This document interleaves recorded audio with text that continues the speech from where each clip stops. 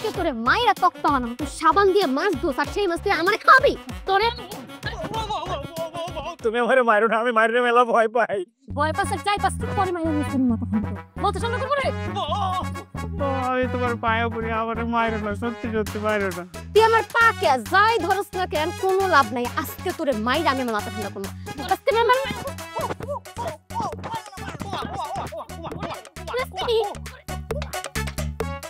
ভাইগার কই যাবি? রাইত হলে তো আমার কাছে আসতে হইব, তখন তোরে বুঝামু শিলা কেমনে মাইরা তোরে ডিলা করে। বাপ মাই তো কোনো কাম কাজে শিখায় নাই, বিয়া করে যত টাকা আমি ঠেকছি সব টাকা আমার, আমার ছাড়া তো কোনো টাকা নাই। লুঙ্গি আজকে তোরে লুঙ্গি পরা বন্ধ।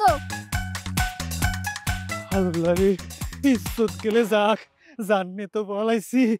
ওরে বউ, তোরে তুই যে এরকম আমি আগে বুঝি নাই রে বউ। কেটা যিনি আইতাছে রে, মান সম্মান গেল আমার। খুব বাসা বাইসে গেছি রে ভাই, আজকে ধরলে পারলে আমার জানটা ভাই করে ফালাইতো।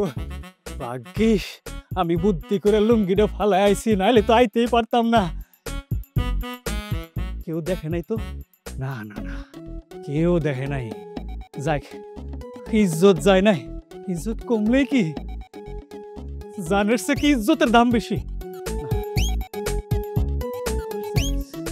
আতিক ভাই, আপনি ঠান্ডা পানির মধ্যে দাঁড়িয়ে আছেন কেন? না ভাবি, এমনি এই খুব গরম লাগতেছে তো, এই জন্য একটু ঠান্ডা হইতেছি ভাবি। আমার কি আপনি বোকা পাইছেন?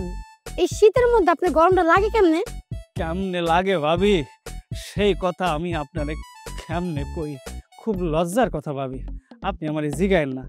আর সেই কথা যদি আমি কই তাইলে আমার বন্ধু মানে আপনার স্বামী আমার উপর খুব রাগ করব, বলবো যে বন্ধু তুই আমার বউরে এরকম একটা অশ্লীল কথা শোনাইছিস। সে রাগ করলে সেটা আমি দেখে নিব না। আর আপনি আমার কোন, আপনি ঠান্ডা পানির থেকে লেগে দাঁড়ায় আছেন। ঠিক আছে, আপনি যখন এত করে শুনতেই চাইতেছেন, না শুনে ছাড়বেন না, তাইলে কই ভাবি, আপনি তো জানেন যে আমার মাথা খুব গরম। আমার মাথা গরম হইলে আমি তো আমার বউরে পিটায় মাথা ঠান্ডা করি, কিন্তু আজকে হয়েছে কি ভাবি, সকাল থেকে আমার মাথা না পুরো শরীরটাই না গরম হয়ে গেছে, উত্তেজনা আমি থাকতে পারতেছিলাম না বাসার মধ্যে, বুঝছেন। তারপরে করছি কি, এই পানিতে নামছি, পানিতে নামে শরীরটা ঠান্ডা করছি, কি যে আরাম লাগতেছে ভাবি। আসেন আসেন না, আপনি একটু নামেন, দেখেন সেই আরাম লাগবে, আসবেন। এই যে আতিক ভাই, এই ধরনের ভুলভাল গল্প শুনে আমার কোনো লাভ নেই, বুঝছেন। আমি জানি আপনি এই পুকুরে নিশ্চয়ই কোনো মূল্যবান দামি জিনিস পাইছেন, আর এই কারণে আপনি আমার থেকে লুকাইতেছেন। সত্যিকার কোন আপনি কি পাইছেন? আপনার কি মাথাটা ঠিক আছে ভাবি? এই পুকুরে তো ঠিক মতো মাছই পাওয়া যায় না, আর এর মধ্যে দামি জিনিস আপনি কই পাবো কোন তো? ওই যে কথায় আছে না, যেখানে দেখিবে ছাই উড়িয়া দেখো তাই, পাইলেও পাইতে পারো অমূল্য রত্ন। নিশ্চয়ই আপনি এখানে কোনো দামি জিনিস পাইছেন, আর এই কারণে আপনি আমার থেকে লুকাইতেছেন না। আপনি যদি আমার এই জিনিসের বাক না দেন, পুকুর থেকে আপনি না ওঠা পর্যন্ত আমি তো এখান থেকে যাবো না। এই যে আমি এখানে বই না। ভাবি, আপনি কিন্তু বেশি বেশি করতেছেন, আপনার আল্লাহর দোহাই লাগে, আপনি বিশ্বাস করেন আমি কিচ্ছু পাই নাই, আপনি এখান থেকে জানতো ভাবি। তো না পেলে উঠা হোক, তাহলে তো আমি বিশ্বাস করি।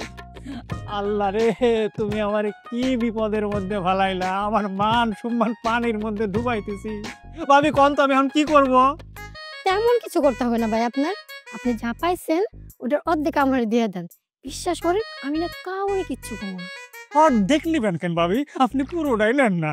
সত্যি আতিক ভাই, আপনি পুরোটা দিয়ে দিবেন? কি পাইছেন তুমি তাড়াতাড়ি দেন না, আমার তো আর তর্স হইতেছে না। আপনার তর্স হইতেছে না? না, আমার পুরোটাই আপনার লাগবো।